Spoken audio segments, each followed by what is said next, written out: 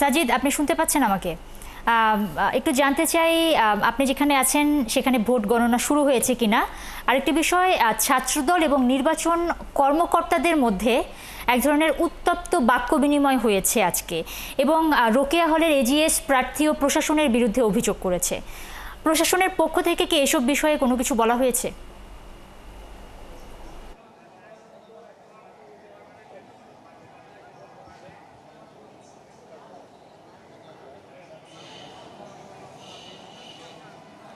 দৃশ্যত আমরা এই মুহূর্তে ভূতত্ত্ব বিভাগে রয়েছি। এর আগে কার্জন হলে ছিলাম।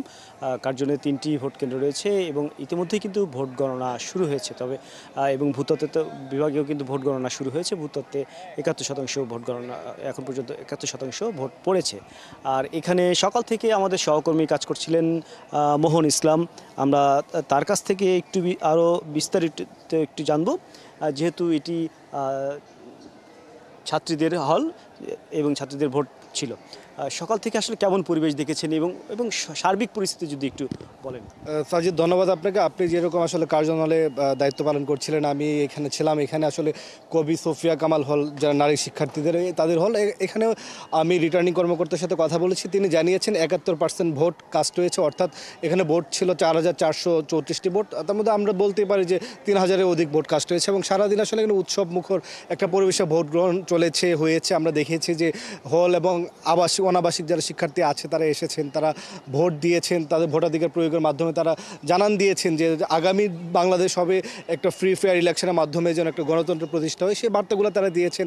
আমরা তাদের সাথে কত কথা বলেছি। আমরা প্রশাসনকে দেখেছি বিভিন্নভাবে সব মিনিমাইজ করতে, অর্থাৎ আমরা দেখেছি যখন বিভিন্ন প্রার্থী এসে এখানে ভোট চাচ্ছেন, প্রশাসন পারতপক্ষে যেন কোনো আচরণবিধি লঙ্ঘন না হয় সেই চেষ্টাগুলো করেছে। মোটা থেকে এইখানকার যে ভোট, সে ভোটের পরিবেশ ছিল অত্যন্ত আসলে উৎসবমুখর এবং এরকম ভোট আসলে দাবিতে লাস্ট কত বছর আগে দেখেছিল, এটা নিয়েও আসলে অনেকে আকাঙ্ক্ষার কথা বলছিলেন। উপস্থিতি আসলে কেমন ছিল? আমরা দেখছি দুপুরের পর থেকে অনেকটা ফাঁকা ফাঁকা ছিল, যেহেতু এখানে দুটি হল ছিল, একটি হলের কেন্দ্র ছিল, কিন্তু দুপুর পর থেকে ফাঁকা এবং 71% পড়েছে। তাহলে বাকিগুলো আসলে কেন পড়লো না, এই বিষয়টা আসলে এখানে সাজিদ আপনাকে যদি বোঝে, আমি সকাল 7টায় যখন আসি তখনই দেখলাম লাইন, অর্থাৎ 8টায় ভোট গ্রহণ শুরু হবে কিন্তু তারা 7টা থেকে লাইন দিয়েছে এবং আমরা 8টা শুরুতে যদি দেখি, আপনি দেখবেন এই রাস্তাটা একদম অনেক দূর গিয়েছে, 2 লাইন করে দিয়েছে।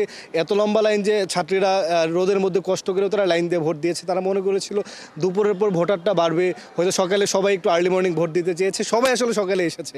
সেই অর্থে আমরা দুপুর 12টা-1টা পর্যন্ত আমরা দেখেছি 50%-এর উপর ভোট কাস্ট হয়ে গিয়েছে এবং তারপরে বৃষ্টি হয়েছে। আপনি নিশ্চয়ই দেখেছেন বৃষ্টি হয়েছে, দুপুরে খাবারের একটা বিষয় রয়েছে, সব মিলিয়ে আসলে পরে ভোট কাস্টিংটা একটু স্লো হয়ে গিয়েছে এবং যেটা আসলে এক্সপেক্টেড ছিল যে তারা ভেবেছিল 80% একটা ভোট একটা কাস্ট হবে, সেই জায়গায় 71%-এর মতো ভোট কাস্ট হয়েছে, যেটা নিয়ে আসলে প্রশাসন সন্তুষ্ট বলা যায়, কম নয় সেক্ষেত্রে। এবং সার্বিকভাবে যদি বলা যায় যে 102 বছরে 37টি নির্বাচন এবং সেই ইতিহাস অনুযায়ী ঢাবিতে এ ধরনের নির্বাচন আসলে কখনোই দেখা যায়নি এবং যে ধরনের দু একটি ছোটোখাটো অপ্রীতিকর ঘটনা ছাড়া বড় ধরনের কোনো ঘটনা নেই এবং এটি আসলে এই নতুন সরকারের জন্য অনেক বড় চ্যালেঞ্জ ছিল এবং সেই চ্যালেঞ্জ অনুযায়ী আসলে বাস্তবায়ন হতে দেখা গিয়েছে এবং আমরা দেখেছি যে নিরাপত্তা বাহিনী অনেকটা অলস সময় কাটাতে হয়েছে, যেটা আসলে ডাকসু নির্বাচন বলি বা যে কোনো ছাত্র সংসদের নির্বাচনই বলে থাকি না কারণ সেই সমস্ত নির্বাচনে কিন্তু আসলে এই ধরনের এত শান্তিপূর্ণ পরিবেশ আসলে কমই দেখা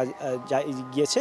একই সাথে বেশ কয়েকজন প্রার্থী তারা আচরণবিধি লঙ্ঘনের অভিযোগ করেছেন এবং আমরা সকালের দিকে দেখেছি যে জিএস প্রার্থী আবু বাকের মজুমদার তিনি কার্জন হলে এসে অভিযোগ করেছিলেন যে ভোট কেন্দ্রের সামনে কোনো রেড এরিয়া দেওয়া ছিল না। এই অভিযোগের পরবর্তীতে কিন্তু হল প্রশাসন সেটি বাস্তবায়ন করেছে, অর্থাৎ একটি নির্দিষ্ট সীমানার বাইরে গিয়ে ভোটাররা দাঁড়িয়েছিল এবং সেখান থেকে ভোটাররা একজন করে ভিতরে গিয়ে তাদের পরিচয়পত্র দেখিয়ে তারপরে কিন্তু ভোট কেন্দ্রে প্রবেশ করে তাদের ভোটাধিকার প্রয়োগ করেছেন। আসলে এই ধরনের শান্তিপূর্ণ পরিবেশ দেখে যারা নতুন ভোটার, বিশেষ করে ডাকসুতে বা যারা অনেকেই নতুন ভোট দিয়েছেন, একই সাথে সংসদ নির্বাচনেও তারা ভোটাধিকার প্রয়োগ করতে পারেনি, সেই সমস্ত শিক্ষার্থীরা অনেকেই উচ্ছ্বসিত। তারা বলছেন এই পরিবেশ, এই গণতান্ত্রিক পরিবেশ, এই ধারা অব্যাহত থাকবে এবং আগামী জাতীয় নির্বাচনেও সেটি প্রভাব পড়বে। নুসরাত।